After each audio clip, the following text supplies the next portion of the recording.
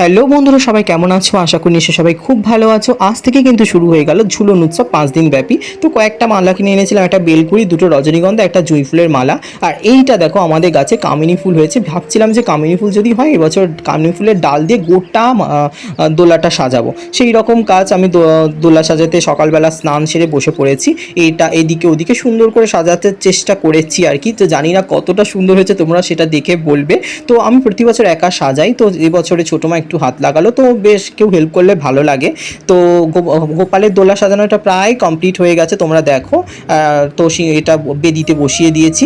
তো অলকানন্দা ফুলও দিয়েছি, হলুদটা। তো দেখে বলো যে কেমন হয়েছে দোলাটা। তারপরে আমি গোপালের দেখো বস্ত্র অলংকার এটা নিয়ে নিয়েছি। এটা গতবারে জন্মাষ্টমীর ড্রেস ছিল, এবারে আবার নতুন বানাতে দিয়েছি। তো অকেশানে আমি ভালো ভালো ড্রেসগুলো পরাই, তো আজকে সেটা পরাবো।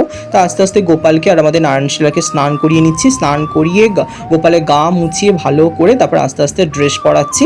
ড্রেস পরানোর পরে আমি তারপরে জুয়েলারি পরাবো, একটুখানি চন্দন দিয়ে শৃঙ্গার করাবো। তো তোমরা ভিডিওটা পুরোটা দেখো, একদমই স্কিপ করো না। আর তোমরা কি করে এবছরের ঝুলন উৎসবটা পালন করছো প্লিজ আমাকে কিন্তু জানিও। তো দেখো গোপাল রাজার বেশে একদম দোলছে দোলনাটা।